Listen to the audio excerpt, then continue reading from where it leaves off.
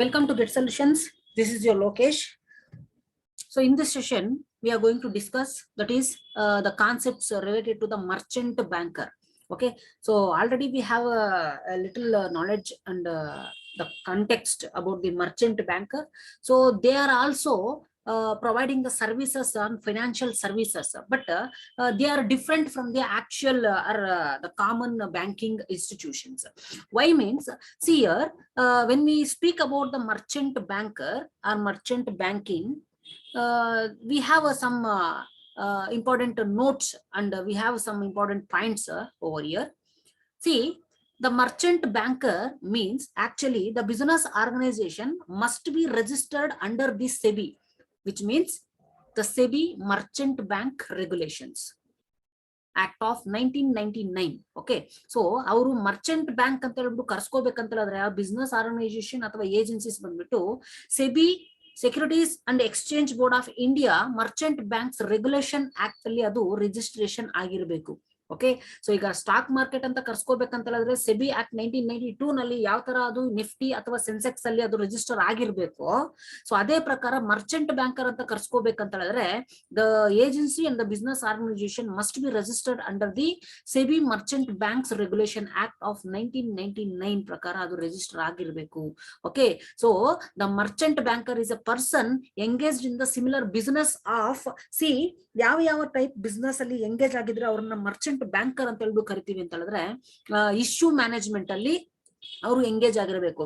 So already that is the issue management. So when we speak about the issue management, the concepts completely related to the identifying the loopholes and violations and some other problems and issues. So ಒಂದು particular issues ನ identify ಮಾಡೋದು ಅಥವಾ resolve ಮಾಡೋದು ಯಾವ ತರ ಅನ್ನೋದನ್ನ ಒಂದು activity ಆಗಿ ಅಥವಾ ಒಂದು ಆಕ್ಟಿವಿಟಿ ಆಗಿ ಕನ್ಸಿಡರೇಷನ್ ಮಾಡಿ ಅದನ್ನ ಮ್ಯಾನೇಜ್ ಮಾಡೋದು. ಅಂದ್ರೆ ಪ್ರಾಬ್ಲಮ್ಸ್ ಏನಿದೆ ಅಥವಾ ಇಶ್ಯೂಸ್ ಏನ್ ಕ್ರಿಯೇಟ್ ಆಗುತ್ತೆ ಅದನ್ನ ಯಾವ ತರ ರೀಸಾಲ್ವ್ ಮಾಡಬಹುದು. What is the idea that we are going to apply to solve or resolve the generated issue? Already the existed issue, so ಅದನ್ನ ನಾವು ಸಾಲ್ವ್ ಮಾಡೋದಕ್ಕೆ ಇಶ್ಯೂ ಮ್ಯಾನೇಜ್ಮೆಂಟ್ ಅಂತ ಹೇಳಿ ಕರಿತೀವಿ. ಓಕೆ, ಸೊ ಇಶ್ಯೂ ಏನಾದ್ರೂ ಇಶ್ಯೂಸ್ ಜನರೇಟ್ ಆದಾಗ ನಾವು ಸಾಲ್ವ್ ಮಾಡ್ತೀವಲ್ವಾ, ಸೊ ಆ ಒಂದು ಬಿಸ್ನೆಸ್ ಅಥವಾ ಆ ಒಂದು ಆಕ್ಟಿವಿಟಿ ನಲ್ಲಿ ಎಂಗೇಜ್ ಆಗಿರಬಹುದು merchant banker. See, issue management in the sense either by making the arrangements regarding the selling and buying and subscribing to the securities as a manager, consultant and advisor. Okay, so ಇಲ್ಲಿ merchant banker ಯಾವ ತರ ಕೆಲಸ ಮಾಡ್ತಾರೆ ಅಂತ ಹೇಳಿದ್ರೆ ಯಾವ್ದಾದ್ರು ಒಂದು problem ಅಥವಾ ಒಂದು ಇಶ್ಯೂ ಅರೈಸ್ ಆದ್ರೆ in case of selling and buying and subscribing to the securities, so ಈ ಸೆಕ್ಯೂರಿಟೀಸ್ ನಲ್ಲಿ ಸೆಲ್ ಮಾಡೋದಾಗ್ಲಿ ಅಥವಾ ಬೈ ಮಾಡೋದಾಗ್ಲಿ ಅಥವಾ ಸಬ್ಸ್ಕ್ರೈಬ್ ಮಾಡ್ಕೊಳ್ಳೋದ್ರಾಗ್ಲಿ ಏನಾದ್ರೂ ಇಶ್ಯೂಸ್ ಏನಾದ್ರೂ ಕ್ರಿಯೇಟ್ ಏನಾದ್ರೂ ಆದ್ರೆ, ಸೊ ಈ ಮರ್ಚೆಂಟ್ ಬ್ಯಾಂಕರ್ ಬಂದ್ಬಿಟ್ಟು ಮ್ಯಾನೇಜರ್ ಆಗಿ ಅಥವಾ ಕನ್ಸಲ್ಟೆಂಟ್ ಆಗಿ ಅಥವಾ ಅಡ್ವೈಸರ್ ಆಗಿ ಅಥವಾ ಗೈಡರ್ ಆಗಿ ಕೆಲಸ ಮಾಡ್ತಾರೆ ಅಂತ ಹೇಳ್ಬಿಟ್ಟು ಹೇಳ್ತಾರೆ. Okay, so therefore there must be a proper provision for this merchant banker if the person and if the agency of the business organization entity merchant banker ಅಂತ ಹೇಳ್ಬಿಟ್ಟು ಕರ್ಸ್ಕೋಬೇಕಂತ ಹೇಳಿದ್ರೆ these entities must be registered under the SEBI Merchant Banks Regulation Act of 1999 ಅಲ್ಲಿ registration ಆಗಿರಬೇಕು. So ಈಗ registration ಆಗಿದ್ರ ಅವ್ರು ಯಾವ business ಅಲ್ಲಿ ಎಂಗೇಜ್ ಆಗಿರ್ತಾರೆ ಅಥವಾ the type of business that engaged by the merchant banker ಅಂತ ಹೇಳಿದ್ರೆ ಒಂದು ಇಶ್ಯೂ ಮ್ಯಾನೇಜ್ಮೆಂಟ್, ಸೊ ಪ್ರಾಬ್ಲಮ್ಸ್ ನ ಸಾಲ್ವ್ ಮಾಡೋದು ಅಥವಾ ರೀಸಾಲ್ವ್ ಮಾಡೋದು. ಸೊ ಹೀಗಾಗಿ ಅವರನ್ನ ನಾವು ಮ್ಯಾನೇಜರ್ ಅಥವಾ ಕನ್ಸಲ್ಟೆಂಟ್ ಅಡ್ವೈಸರ್ ಆಗಿ ಕೆಲಸ ಮಾಡ್ತಾರೆ ಅಂತ ಹೇಳ್ಬಿಟ್ಟು ನಾವು ತಿಳ್ಕೋಬಹುದು. Okay, and another point related to the merchant banker is rendering the corporate advisory services. Okay, so ಇಲ್ಲಿ ಕಾರ್ಪೊರೇಟ್ ಅಡ್ವೈಸರಿ ಸರ್ವಿಸಸ್ ನ ಇವರು ರೆಂಡರ್ ಮಾಡ್ತಾರೆ ಮರ್ಚೆಂಟ್ ಬ್ಯಾಂಕರ್ಸ್. ಸೊ ಯಾವ್ದ್ರ ಬಗ್ಗೆ ಅಂತ ಹೇಳಿದ್ರೆ in relation to the issue management. So in relation to the issue management ಬಗ್ಗೆ ಅಂದ್ರೆ ಪ್ರಾಬ್ಲಮ್ಸ್ ಏನಾದ್ರು ಕ್ರಿಯೇಟ್ ಆದ್ರೆ ಸೊ ಕಾರ್ಪೊರೇಟ್ ಅಡ್ವೈಸರಿ ಸರ್ವಿಸಸ್ ನ ಇವರು ತಗೊಳ್ತಾರೆ to resolve the existing problems. Okay, ಯಾಕಂದ್ರೆ ಜನರಲ್ ಆಗಿ ಯಾರು ಮರ್ಚೆಂಟ್ ಬ್ಯಾಂಕರ್ ಆಗ್ತಾರೋ ಎಲ್ಲರೂ ಅಥವಾ ಮರ್ಚೆಂಟ್ ಬ್ಯಾಂಕರೇ ಸಾಲ್ವ್ ಮಾಡ್ಬೇಕಂತ ಏನೋ ಇಲ್ಲ, ಅಥವಾ ಕೆಲವೊಂದು ಸಿಚುವೇಶನ್ಸ್ ಅಲ್ಲಿ ಅದು ಸಾಧ್ಯವಾಗೋದಿಲ್ಲ. ಹಾಗಾಗಿ the agency and merchant banker must be render the corporate advisory services from the other institutions and other agencies in relation to the issue management. Issues ನ ಸಾಲ್ವ್ ಮಾಡೋದ್ರಲ್ಲಿ ಅಡ್ವೈಸರಿ ಸರ್ವಿಸಸ್ ನ ಇವರು ತಗೊಳ್ತಾರೆ. ಓಕೆ, ಈ ಬಿಸ್ನೆಸ್ ಅಲ್ಲೂ ಅಥವಾ ಈ ಆಕ್ಟಿವಿಟಿನಲ್ಲೂ engage ಆಗಿರ್ತಾರೆ ಅಂತ ಹೇಳ್ಬಿಟ್ಟು ಇಲ್ಲಿ ಹೇಳ್ಬಹುದು. Okay, so this is something about the merchant banker. Here we have the another concept which is related to the merchant banker.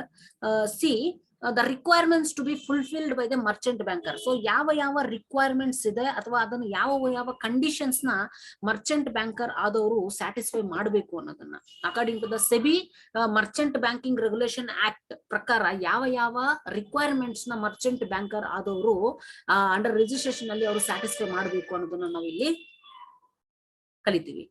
See, the requirements to be fulfilled by the merchant banker for registration with the SEBI. Okay, so ಈಗ SEBI act ಪ್ರಕಾರ ಅಥವಾ ಈ SEBI Merchant banking regulation act ಪ್ರಕಾರ 1999 ಪ್ರಕಾರ registration ಆಗಬೇಕು ಅಂತ ಹೇಳಿದ್ರೆ merchant banker ಬಂದ್ಬಿಟ್ಟು ಕೆಲವೊಂದು ಕ್ರೈಟೀರಿಯಾಸ್ ನ ಮತ್ತೆ ರಿಕ್ವೈರ್ಮೆಂಟ್ಸ್ ನ ಫುಲ್ಫಿಲ್ ಮಾಡ್ಬೇಕಾಗತ್ತೆ. Okay, here the applicant should comply with the following requirements for applying a certificate of registration to act as a merchant banker. So ಇಲ್ಲಿ ಒಬ್ಬ ಏಜೆನ್ಸಿ ಅಥವಾ ಬಿಸ್ನೆಸ್ ಆರ್ಗನೈಸೇಷನ್ ಮರ್ಚೆಂಟ್ ಬ್ಯಾಂಕರ್ ಆಗಿ ಆಕ್ಟ್ ಮಾಡಬೇಕು ಅಂತ ಹೇಳಿದ್ರೆ the applicant should comply with certain requirements. ಆ requirements ನ fulfil ಮಾಡ್ಲೇಬೇಕು. ಇಲ್ಲ ಅಂತ ಹೇಳಿದ್ರೆ ಮರ್ಚೆಂಟ್ ಬ್ಯಾಂಕರ್ ಆಗಿ ಸೆಬಿ ಆಕ್ಟ್ 19 ಅಂದ್ರೆ ಸೆಬಿ ಮರ್ಚೆಂಟ್ ಬ್ಯಾಂಕಿಂಗ್ ಆಕ್ಟ್ 1999 ಪ್ರಕಾರ ರಿಜಿಸ್ಟ್ರೇಷನ್ ಮಾಡ್ಕೊಳ್ಳೋದಕ್ಕೆ ಸಾಧ್ಯ ಇಲ್ಲ ಅಂತ ಹೇಳ್ಬಿಟ್ಟು ಹೇಳ್ತಿದ್ದಾರೆ. ಸೊ ಹೀಗಾಗಿ ನಾವು ರಿಕ್ವೈರ್ಮೆಂಟ್ಸ್ ಏನಿದೆ ಅಂತ ಹೇಳಿದ್ರೆ that is the first one is body corporate or corporate body. So ಇಲ್ಲಿ merchant banker, so ಇಲ್ಲಿ applicant should be a body corporate other than the NBFC under the RBI Act 1934. So ಇಲ್ಲಿ merchant banker ಆಗಿ registration ಆಗಬೇಕು ಅಂತ ಹೇಳಿದ್ರೆ there is a major context that we are going to consider here. Okay, so ಇಲ್ಲಿ ನಾವು consideration ಮಾಡಬೇಕು ಅಂತ ಅಂದ್ರೆ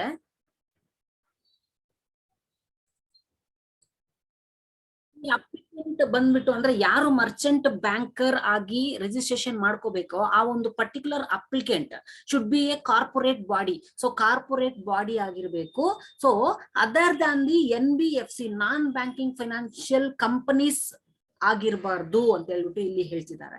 ಓಕೆ, ಸೊ ಅದು ಯಾವ ಆಕ್ಟ್ ಪ್ರಕಾರ reserve bank of India act 1934 ಪ್ರಕಾರ ಯಾವ ಒಂದು applicant SBI banking that is SBI Merchant banking regulation 1999 ಪ್ರಕಾರ ಮರ್ಚೆಂಟ್ ಬ್ಯಾಂಕರ್ ಆಗ್ಬೇಕು ಅಂತ ಅನ್ಕೊಂಡಿರ್ತಾನೋ ಅವರು ಕಾರ್ಪೊರೇಟ್ ಬಾಡಿ ಆಗಿರ್ಬೇಕು plus other than the non banking financial companies ಆಗಿರ್ಬೇಕು. ಓಕೆ, ಸೊ ಅಂದ್ರೆ ನಾನ್ ಬ್ಯಾಂಕಿಂಗ್ ಫೈನಾನ್ಷಿಯಲ್ ಕಂಪನೀಸ್ ಆಗಿರಬಾರ್ದು ಯಾವ ಆಕ್ಟ್ ಪ್ರಕಾರ RBI ಆಕ್ಟ್ ಪ್ರಕಾರ ಅಂತ ಹೇಳ್ಬಿಟ್ಟು ಇಲ್ಲಿ ನಾವು ಮೆನ್ಷನ್ ಮಾಡಿದ್ದೀವಿ. Okay, so that is the major requirement that need to be fulfilled by the merchant banker for registration with the SEBI Merchant Banking Regulation Act. So ಇಲ್ಲಿ ನಾನ್ banking financial companies ಅಂದ್ರೆ ಏನು ಅಂತ ಹೇಳಿದ್ರೆ that is also very important, right? Because in the first case they are telling that the applicant should be a body corporate or corporate body other than the non banking financial companies. So here we need to know what is non banking financial companies, isn't it?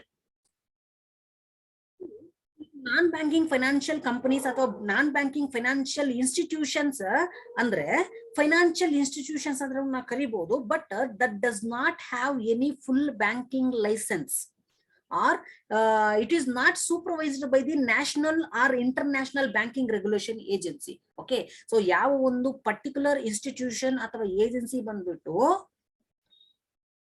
Full banking operation perform ಮಾಡೋದಕ್ಕೆ complete license ಇರೋದಿಲ್ವೋ ಆ ಒಂದು particular institution ನ ನಾವು ನಾನ್ banking financial companies ಅಥವಾ non banking financial institutions ಅಂತ ಹೇಳ್ಬಿಟ್ಟು ಕರಿತೀವಿ. Okay, so that's it. So which company does not have the complete license for the banking operations or a non-banking financial institution or non-banking financial company is a financial institution that does not have any full banking license or it is not supervised by the national or international banking regulation agency also.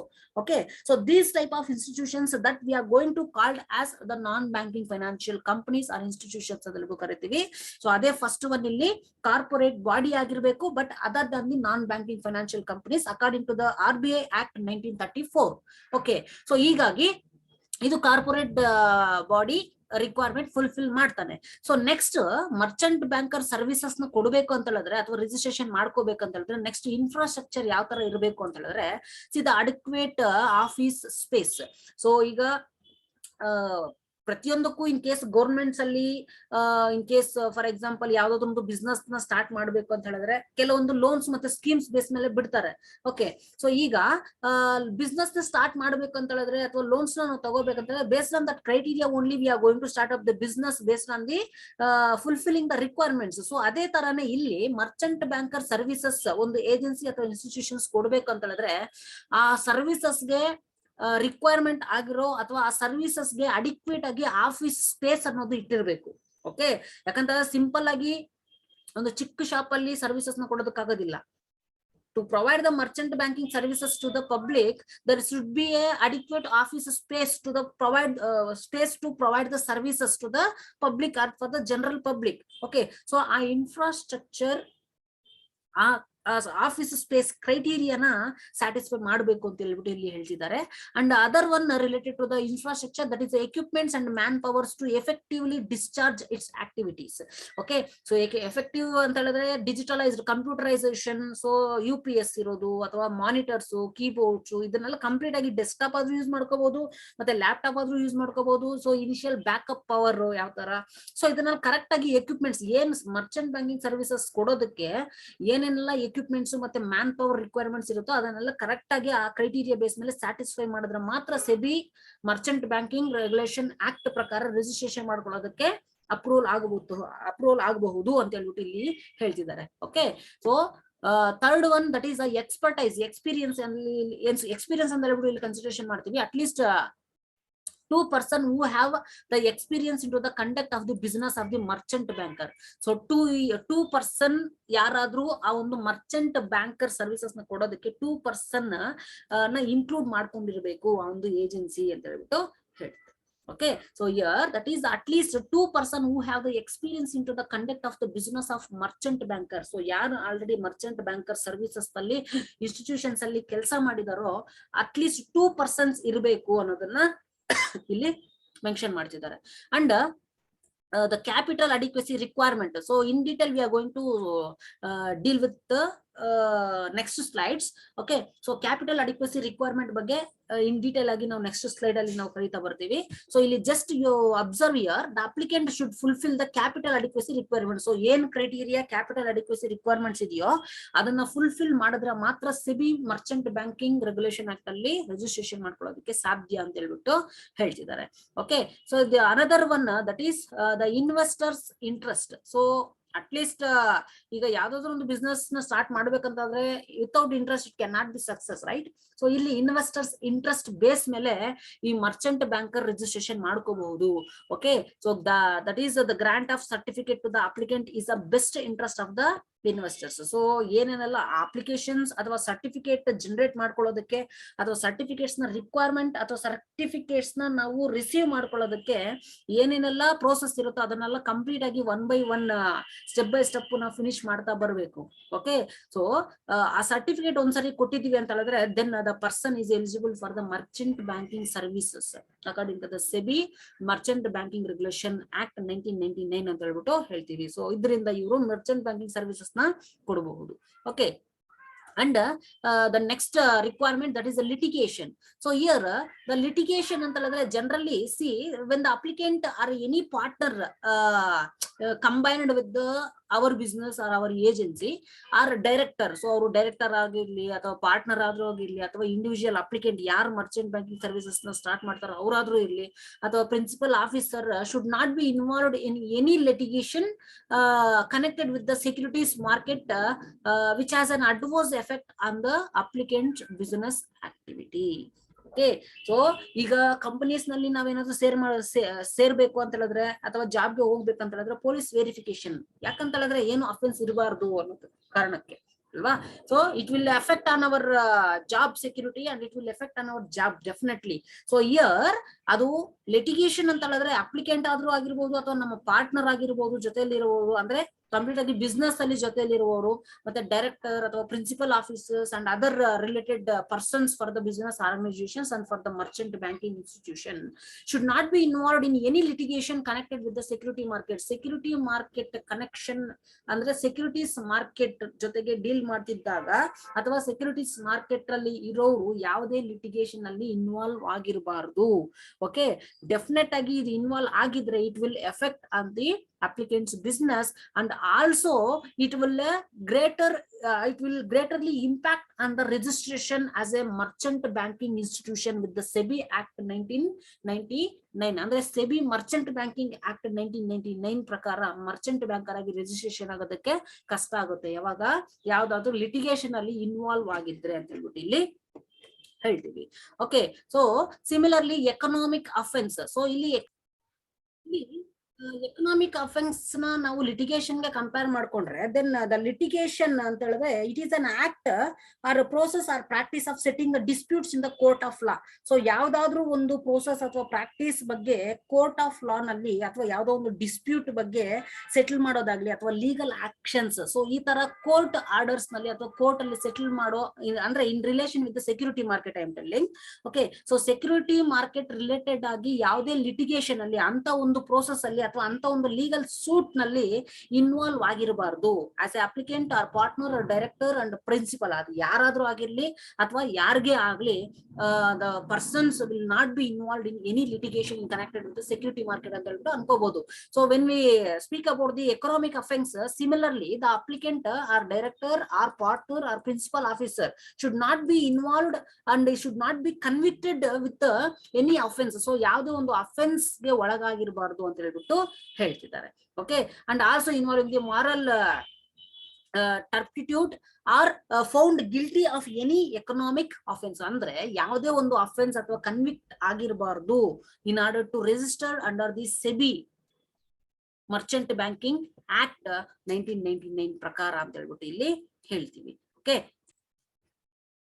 next one, that is professional qualification. So ಈಗ ಯಾವ್ದೋ ಒಂದು job ಅಥವಾ ಯಾವ್ದೋ ಒಂದು institution ಸೇರ್ಬೇಕಂತಂದ್ರೆ at least we need a minimum qualification, right? C professional qualification ಏನು merchant banker ಆಗಿ registration ಮಾಡ್ಕೊಳ್ಳೋದಕ್ಕೆ ಅನ್ನೋದನ್ನ ಇಲ್ಲಿ ಕಲಿತೀವಿ. That is C the applicant should have the professional qualification from the institutions recognised by the government in finance, law or business management. So ಈ ಒಂದು 3 disciplines ಅಲ್ಲಿ ಯಾವ್ದಾದ್ರು ಒಂದು ಗವರ್ನಮೆಂಟ್ ರೆಕಗ್ನೈಸ್ಡ್ ಇನ್ಸ್ಟಿಟ್ಯೂಷನ್ಸ್ ಅಲ್ಲಿ ಅವರು ಕ್ವಾಲಿಫಿಕೇಶನ್ ಪಡ್ಕೊಂಡಿರ್ಬೇಕು. Okay, in order to become a professional of the merchant banking institution ಅಂತ ಹೇಳ್ಬಿಟ್ಟು.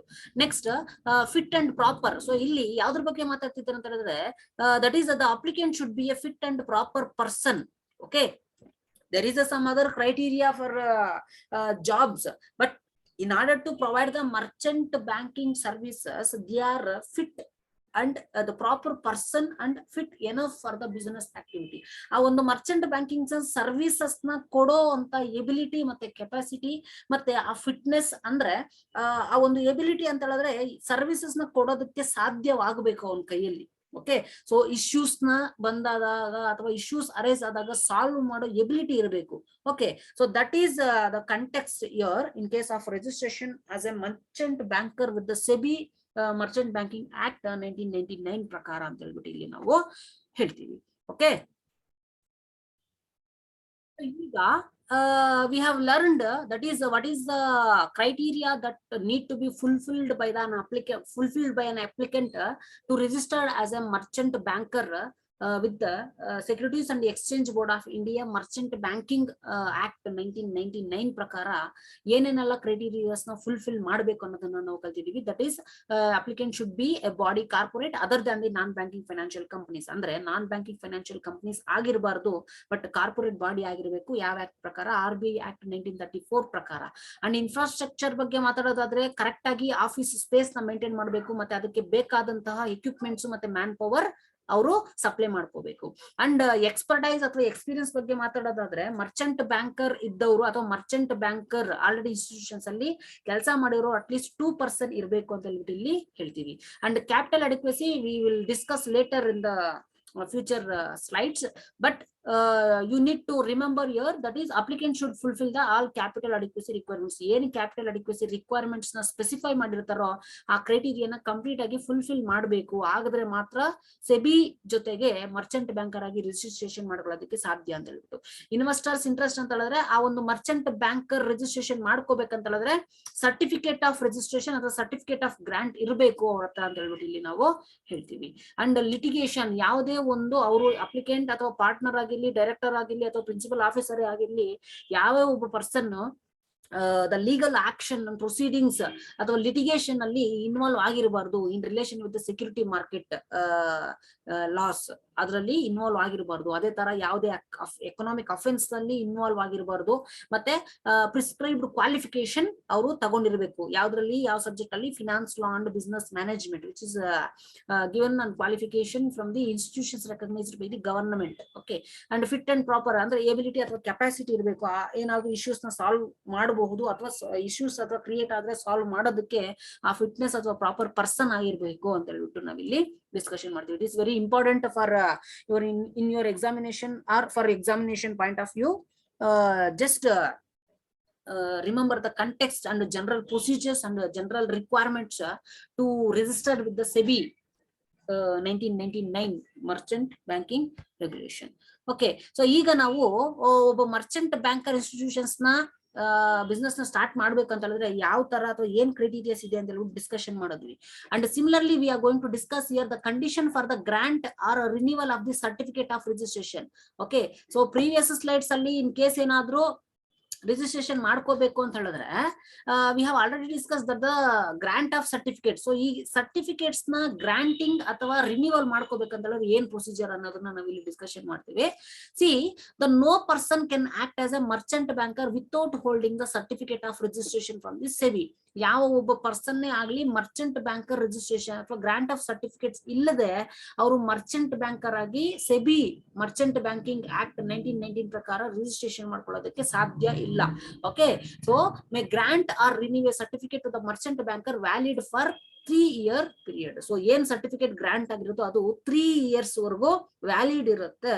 ಸೊ 3 years ಆದ್ಮೇಲೆ ಅದನ್ನ ನಾವು ರಿನ್ಯೂವಲ್ ಮಾಡ್ಕೋಬೇಕು ಅಂತ ಹೇಳ್ಬಿಟ್ಟು ಇಲ್ಲಿ ಹೇಳ್ತಿದ್ದಾರೆ. ಸೊ ಅದು ಯಾವ ಯಾವ ಕಂಡೀಷನ್ ಅಲ್ಲಿ ಅಂತ ಹೇಳ್ಬಿಟ್ಟು ನಾವು ಡಿಸ್ಕಷನ್ ಮಾಡ್ತೀವಿ. That is change in units. In case of change in status and change units, the merchant banker should obtain the prior permission from the SEBI to the carry on the merchant banking activities if there is any change in its status or constitution. In case ಏನಾದ್ರು constitution ಅಥವಾ status ಅಥವಾ policies ನಲ್ಲಿ ಏನಾದ್ರು change ಮಾಡಬೇಕು ಅಂತ ಹೇಳಿದ್ರೆ ಅಥವಾ ಆ ಒಂದು ಟೈಟಲ್ಶಿಪ್ ಅಥವಾ ಸ್ಟೇಟಸ್ ನ ಚೇಂಜ್ ಮಾಡ್ಬೇಕಂತ ಹೇಳಿದ್ರೆ as a merchant banker, so ಇವರು ಸೆಬಿ ಹತ್ರದಿಂದ ಪ್ರಿಯರ್ ಪರ್ಮಿಷನ್ ನ ತಗೋಬೇಕು, ಪ್ರಿಯರ್ ಕನ್ಸೆಂಟ್ ನ ತಗೋಬೇಕು. ಈ ತರ ಸ್ಟೇಟಸ್ ಅಲ್ಲಿ ನಾವು ಚೇಂಜ್ ಮಾಡ್ಕೊಳ್ತಿದೀವಿ, ಓಕೆ, ಈ ತರ principles and rules and regulations ಅಲ್ಲಿ ಚೇಂಜ್ ಮಾಡ್ತಿದೀವಿ ಅಂತ ಹೇಳ್ಬಿಟ್ಟು ಪ್ರಿಯರ್ ಪರ್ಮಿಷನ್ ನಾವು ತಗೋಬೇಕು. ಆಗ ಚೇಂಜ್ ಮಾಡ್ಕೊಳ್ಳೋದಕ್ಕೆ ಅನುಮತಿ ಇರುತ್ತೆ. Okay, and payment of fees ಯಾವ ತರ ಅಂತ ಹೇಳಿದ್ರೆ, see, the merchant banker should be shall pay the amount of fees for the registration or renewal in the manner of the required by the SEBI. So SEBI merchant banking regulation ಪ್ರಕಾರ ಏನು ಒಂದು fees ನ specify ಮಾಡಿರ್ತಾರೋ ಅದನ್ನ pay ಮಾಡಬೇಕು. ಅದು ರಿನ್ಯೂವಲ್ಗಾದ್ರೂ ಆಗಿರ್ಲಿ ಅಥವಾ certificate ನ ಗ್ರಾಂಟ್ ಮಾಡೋದಕ್ಕಾದ್ರೂ ಆಗ್ಲಿ. So similarly the another condition for grant and renewal of the certificate of registration of the merchant banker, investors guidance and redressal. Okay, so ಹೀಗಾಗಿ ಇಲ್ಲಿ ಏನ್ ಡಿಸ್ಕಷನ್ ಮಾಡ್ತೀವಿ ಅಂತ ಹೇಳಿದ್ರೆ, merchant banker should take the adequate steps to redresses the investors grievances. So investors problems ಅಥವಾ ಏನಾದ್ರು issues create ಆದ್ರೆ merchant banker ಆದವರು ಅಡಿಕ್ವೇಟ್ ಸ್ಟೆಪ್ಸ್ ನ ತಗೋಬೇಕು in order to solve that investors grievances step by step. Okay, and C with in 1 month. So ಅದು ಯಾವಾಗ solve ಮಾಡ್ಬೇಕಂತಂದ್ರೆ ಒಂದು issue rice ಆದ್ಮೇಲೆ ಅಥವಾ ರೈಸ್ ಆದಾಗಿಂದ ವಿತ್ ಇನ್ 1 month ಒಳಗಡೆ ಅದನ್ನ ಗ್ರೀವಿಯನ್ಸಸ್ ನ ಸಾಲ್ವ್ ಮಾಡಬೇಕು ಆಸ್ ಎ ಮರ್ಚೆಂಟ್ ಬ್ಯಾಂಕರ್ ಅಂತ ನಾವು ಡಿಸ್ಕಷನ್ ಮಾಡ್ತೀವಿ.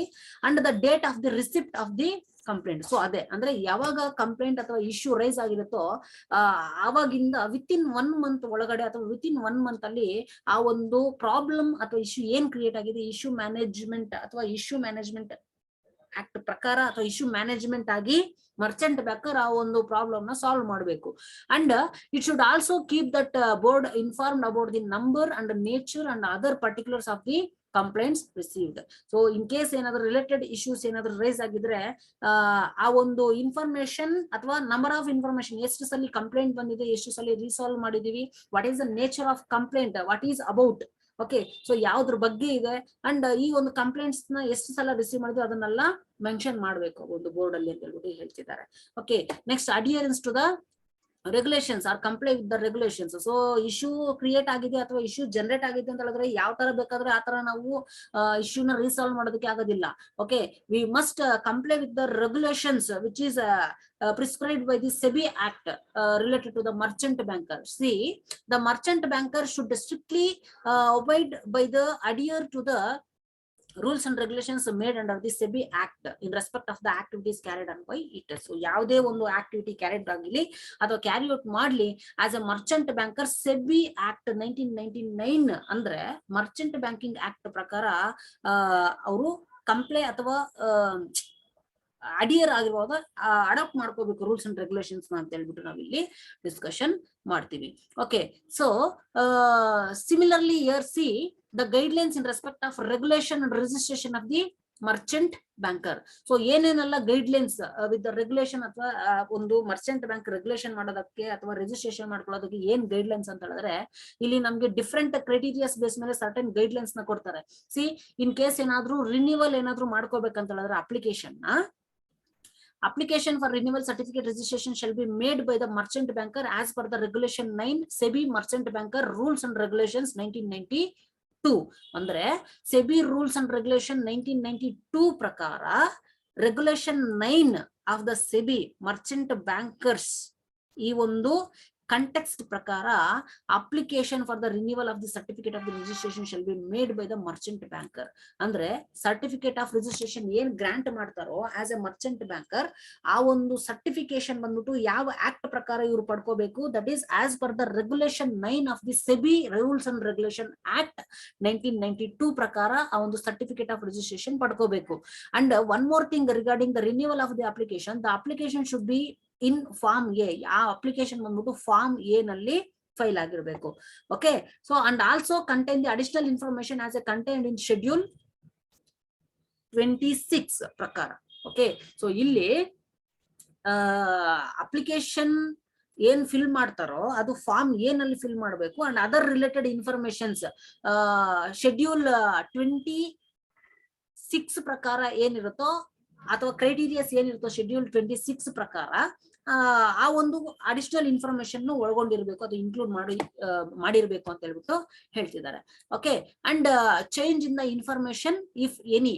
ಸೊ ಇಲ್ಲಿ ಏನ್ ಅಂತ ಹೇಳಿದ್ರೆ, in case any modifications that is while filing or renewal of the application for the certificate of the registration as a merchant banker. ಅಂದ್ರೆ ರಿನ್ಯೂವಲ್ ಮಾಡ್ಕೊಳ್ಳೋದಕ್ಕೆ ಏನ್ ಫಾರ್ಮ್ ಏನಲ್ಲಿ ಫಿಲ್ ಮಾಡ್ತಿದಾರೋ ಆಗ certificate of registration as a merchant banker ಅಂದ್ರೆ ಯಾವಾಗ renewal ಮಾಡ್ಕೊಳ್ಳೋದಕ್ಕೆ application ಅಂದ್ರೆ ಫಾರ್ಮ್ ಏನಲ್ಲಿ ಆ ಇನ್ಫಾರ್ಮೇಶನ್ ನ ಸ್ಪೆಸಿಫೈ ಮಾಡ್ತಿದಾರೋ ಅಥವಾ ಫೈಲ್ ಮಾಡ್ತಿದಾರೋ as a merchant banker, it shall provide a statement of highlighting the change that have been taken place. ಅಂದ್ರೆ ಏನು ಚೇಂಜ್ ಮಾಡ್ತಿದೀವಿ, ಆಲ್ರೆಡಿ ಏನ್ ಎಕ್ಸಿಸ್ಟೆನ್ಸ್ ಇದೆ ಅಥವಾ ಏನ್ ಚೇಂಜ್ ಮಾಡ್ತಿದೀವಿ, that we have to highlight that point. Okay, highlight ಮಾಡಿ ತೋರಿಸ್ಬೇಕು ಅಂತ ಹೇಳ್ಬಿಟ್ಟು ಹೇಳ್ತಿದ್ವಿ. ಏನಕ್ಕೆ ಅಂತ ಹೇಳಿದ್ರೆ to submit to the SEBI for earlier registration. Okay, so ಸೆಬಿಗೆ ಸಬ್ಮಿಷನ್ ಮಾಡೋದಕ್ಕೆ. So similarly a declaration of stating that no other changes other than the intentioned in above statement has taken place. ಅಂದ್ರೆ last ಅಲ್ಲಿ final ಆಗಿ submission ಮಾಡುವಾಗ declaration ಕೊಡಬೇಕು. So ನಾವು ಏನು highlight ಮಾಡಿರ್ತೀವಿ ಆ ಚೇಂಜಸ್ ಬಿಟ್ಟು ಬೇರೆ ಏನು ಚೇಂಜ್ ಮಾಡೋ ಅಗತ್ಯ ಇಲ್ಲ ಅಂದ್ರೆ ನಾವು ಡಿಕ್ಲರೇಷನ್ ಕೊಟ್ಟು ಸಬ್ಮಿಷನ್ ಮಾಡಬೇಕು. That is regarding the change in information if any. Okay, so next ಬಂದ್ಬಿಟ್ಟು ಹಾಫ್ ಇಯರ್ಲಿ ರಿಪೋರ್ಟ್. ಸೊ ಈ ರಿಪೋರ್ಟ್ಸ್ ನ ಪ್ರಿಪರೇಷನ್ ಮಾಡೋದ್ರಲ್ಲಿ ಈ ಒಂದು ರೆಗ್ಯುಲೇಷನ್ ಅಥವಾ registration with the merchant banker guidelines ಅಲ್ಲಿ ಏನಿದೆ ಅಂತ ಹೇಳಿದ್ರೆ, under regulation 28 of SEBI regulation 1992 the merchant banker shell send the half yearly report. So ಇವರು ಹಾಫ್ ಇಯರ್ಲಿ ರಿಪೋರ್ಟ್ ನ ಸೆಂಡ್ ಮಾಡಬೇಕು. ಯಾವ ಒಂದು ಶೆಡ್ಯೂಲ್ ಪ್ರಕಾರ ಅಂತ ಹೇಳಿದ್ರೆ ದಟ್ ಈಸ್ 27 ಶೆಡ್ಯೂಲ್ ಪ್ರಕಾರ ಏನ್ ಫಾರ್ಮೆಟ್ ಅಲ್ಲಿ ಪ್ರಿಸ್ಕ್ರೈಬ್ ಆಗಿರುತ್ತೋ ಅದನ್ನ ಸೆಂಡ್ ಮಾಡಬೇಕು, which is ultimately related to the merchant banking activities. ಏನ್ ಮರ್ಚೆಂಟ್ ಬ್ಯಾಂಕಿಂಗ್ ಆಕ್ಟಿವಿಟೀಸ್ ಇರುತ್ತೋ ಅದ್ರ ಪ್ರಕಾರ ಅವರು ಸೆಂಡ್ ಮಾಡಬೇಕು ಅಂತ ಹೇಳ್ಬಿಟ್ಟು ಇಲ್ಲಿ ಹೇಳ್ತಿದ್ದಾರೆ. Okay, and also one more thing we have to consider here, that is this report shall be submitted twice a year. Okay, so ವರ್ಷಕ್ಕೆ 2 ಸಲ ಈ ರಿಪೋರ್ಟ್ ನ ಸೆಂಡ್ ಮಾಡ್ಬೇಕಾಗುತ್ತೆ. ಅದು ಯಾವಾಗ ಅಂತ ಹೇಳಿದ್ರೆ ಆಸ್ ಆನ್ 31st ಮಾರ್ಚ್ಗೆ ಒಂದ್ಸರಿ ಮತ್ತೆ 30th ಸೆಪ್ಟೆಂಬರ್ಗೆ ಒಂದ್ಸರಿ, and should reach SEBI with in this 3 months. Okay, so ಈ ಒಂದು 2 ಸರಿ ಸಬ್ಮಿಷನ್ ಮಾಡೋದ್ರ ಜೊತೆಗೆ ಆ ಒಂದು ರಿಪೋರ್ಟ್ ಬಂದ್ಬಿಟ್ಟು ವಿತ್ ಇನ್ 3 months ಅಲ್ಲಿ ಸೆಬಿಗೆ ರೀಚ್ ಆಗೋ ತರ ಇಲ್ಲಿ ನಾವು ನೋಡ್ಕೋಬೇಕು. Okay, so that is a criteria regarding reports. And the next one, registration with the association of the merchant banker or banking of India. Okay, so ಇಲ್ಲಿ association of merchant bankers of India ಆಗಿ registration ಮಾಡ್ಕೋಬೇಕು ಅಂತ ಹೇಳ್ಬಿಟ್ಟು ಇಲ್ಲಿ ಹೇಳ್ತಿದ್ದಾರೆ. So here the registered merchant banker shall inform the board of their having become a member of AMBI with relevant details. So ಅದು registration ಮಾಡ್ಕೋಬೇಕಂತ relevant details ಜೊತೆಗೆ ಆ ಒಂದು AMBI ಮೆಂಬರ್ ಆಗೋದಕ್ಕೆ ರಿಜಿಸ್ಟರ್ಡ್ ಅಥವಾ ರಿಕ್ವೈರ್ಡ್ ಡಾಕ್ಯುಮೆಂಟ್ಸ್ ನ ಸಬ್ಮಿಷನ್ ಮಾಡಿ register ಆಗಿರಬೇಕು ಅಥವಾ ಮೆಂಬರ್ ಆಗಬೇಕು ಅಂತ ಹೇಳ್ಬಿಟ್ಟು ಇಲ್ಲಿ ಹೇಳ್ತಿದ್ದಾರೆ. That is the one of the guidelines to become a merchant banker as per SEBI. Okay, next issue of penalty points. So ಇಲ್ಲಿ ಪೆನಾಲ್ಟಿ ಪಾಯಿಂಟ್ಸ್ ಅಂತ ಹೇಳಿದ್ರೆ ಪೆನಾಲ್ಟಿ ಹಾಕೋದು ಅಲ್ವಾ. Okay, see here the penalty points may be imposed on the merchant banker for violation of any provisions. So ಯಾವುದೇ ಒಂದು provisions ಯಾವ್ದ್ರಲ್ಲಿ mention ಆಗಿರುತ್ತೆ, SEBI rules and regulations ಅಲ್ಲಿ ರಿಲೇಟೆಡ್ ಟು ಮರ್ಚೆಂಟ್ ಬ್ಯಾಂಕರ್ ಏನ್ ರೂಲ್ಸ್ ಅಂಡ್ ರೆಗ್ಯುಲೇಷನ್ಸ್ ಇರುತ್ತೋ ಅದನ್ನ ಏನಾದ್ರು ವಯೋಲೇಷನ್ ಏನಾದ್ರು ಮಾಡಿದ್ರೆ ಸೊ ಅವಾಗ ಪೆನಾಲ್ಟೀಸ್ ಡೆಫಿನೆಟ್ ಆಗಿ ಹಾಕ್ತಾರೆ. ಓಕೆ, ಸೊ ಯಾವಾಗ ಆ ಗೈಡ್ಲೈನ್ಸ್ ನ ಅಂದ್ರೆ ಆ ಚಾಪ್ಟರ್ ಅಥವಾ ಚಾಪ್ಟರ್ ಏನ್ ರೂಲ್ಸ್ ಅಂಡ್ ರೆಗ್ಯುಲೇಷನ್ಸ್ ಇರುತ್ತೋ ಆಸ್ ಪರ್ ದಿ SEBI ಅದನ್ನೇನಾದ್ರು ವಯೋಲೇಷನ್ ಏನಾದ್ರು ಮಾಡಿದ್ರೆ ಪೆನಾಲ್ಟಿ ಹಾಕ್ತಾರೆ. Okay, so it is based on the points. And the next, the capital adequacy requirement applicable to the merchant banker. So ಅಲ್ಲಿ ನಾವು registration ಮಾಡ್ಕೋಬೇಕಂತ ಹೇಳಿದ್ರೆ ಏನು ಅಥವಾ ಕ್ಯಾಪಿಟಲ್ ಅಡಿಕ್ವೆಸಿ ರಿಕ್ವೈರ್ಮೆಂಟ್ ನಾವು ಲೇಟ್ ಆಗಿ ಡಿಸ್ಕಷನ್ ಮಾಡ್ತೀವಿ ಅಂತ ಹೇಳ್ಬಿಟ್ಟು ಅನ್ಕೊಂಡ್ವಿ.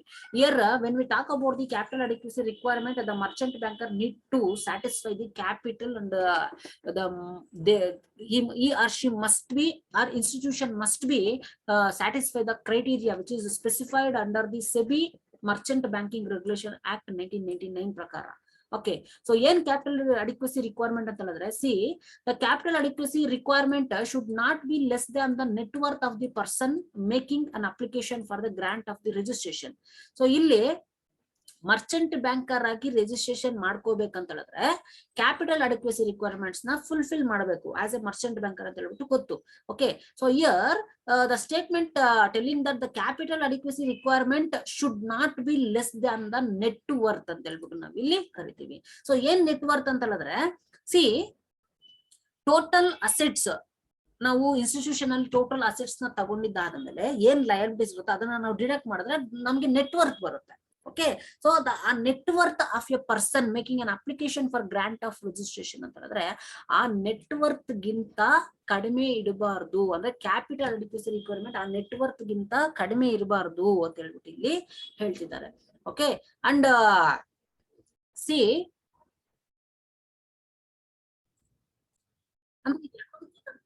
ಇರಬಾರ್ದು ಅಂತ ಹೇಳಿದ್ರೆ ಯಾವ ಒಬ್ಬ ಪರ್ಸನ್ ಮರ್ಚೆಂಟ್ ಬ್ಯಾಂಕರ್ಗೆ ರಿಜಿಸ್ಟ್ರೇಷನ್ಗೆ ಅಪ್ಲೈ ಮಾಡಿರ್ತಾರೋ ಆ ಒಂದು ಪರ್ಸನ್ ನೆಟ್ವರ್ಕ್ ಗಿಂತ ಕ್ಯಾಪಿಟಲ್ ಅಡಿಕ್ವೆಸಿ ಕಡಿಮೆ ಇರಬಾರ್ದು ಅಂತ ಹೇಳ್ಬಿಟ್ಟು ಇಲ್ಲಿ ಹೇಳ್ತಿದ್ದಾರೆ. C the net worth required by the merchant is based on the nature of an activity undertaken by them as a detailed below. So ಇಲ್ಲಿ net worth ಬಗ್ಗೆ ಮಾತಾಡೋದಾದ್ರೆ certain criteria, there is a certain criteria which is related to the merchants. This will be described based on the nature of activity. ಯಾವ activity carry out ಮಾಡ್ತಾರೋ ಅದ್ರ base ಮೇಲೆ ಇಲ್ಲಿ net worth ನ ನಾವು define ಮಾಡ್ತೀವಿ.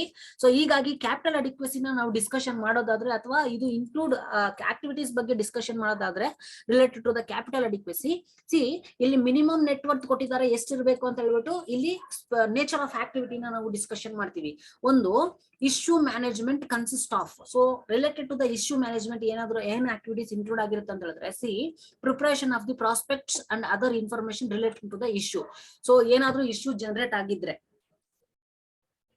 So ಅದನ್ನ resolve ಮಾಡೋದು ಹೇಗೆ, ಅಥವಾ ರೀಸಾಲ್ವ್ ಮಾಡೋದಕ್ಕೆ ಪ್ರಾಸ್ಪೆಕ್ಟ್ಸ್ ನ ಪ್ರಿಪೇರ್ ಮಾಡೋದು, ಅಥವಾ ಇನ್ಫಾರ್ಮೇಶನ್ ನ ಪ್ರಿಪೇರ್ ಮಾಡೋದು, ಆ ಒಂದು ಪರ್ಟಿಕ್ಯುಲರ್ ಇಶ್ಯೂಗೆ ಯಾವ ತರ ಸಾಲ್ವ್ ಮಾಡಬಹುದು ಆ ಒಂದು ಪ್ರಿಪರೇಷನ್ ಆಕ್ಟಿವಿಟೀಸ್ ನಲ್ಲಿ ಏನಾದ್ರು ಇದ್ರೆ, ಮತ್ತೆ determining the financial structure, so financial structure ನ ಅನಾಲಿಸಿಸ್ ಮಾಡೋದು ಅಥವಾ ಡಿಟರ್ಮೈನ್ ಮಾಡೋದಾಗ್ಲಿ, ಅಥವಾ ಟೈ ಅಪ್ ಫೈನಾನ್ಷಿಯರೀಸ್, ಸೊ ಏನ್ ಕ್ಯಾಪಿಟಲ್ ಪ್ರೊವೈಡರ್ಸ್ ಅಥವಾ ಫೈನಾನ್ಷಿಯರೀಸ್ ಇರ್ತಾರೋ ಅವ್ರ ಬಗ್ಗೆ ಅಥವಾ ಅವ್ರನ್ನ ಅನಾಲಿಸಿಸ್ ಮಾಡೋದಾಗ್ಲಿ, ಅಂದ್ರೆ ಇಶ್ಯೂಸ್ ನ ಸಾಲ್ವ್ ಮಾಡೋದಕ್ಕೆ ಅಮೌಂಟ್ಸ್ ಬೇಕೇ ಬೇಕಾಗತ್ತಲ್ವಾ, ಸೊ ಸೆಟಲ್ಮೆಂಟ್ಸ್ ಅಥವಾ ಕ್ಲಿಯರೆನ್ಸ್ ಮಾಡೋದಕ್ಕೆ.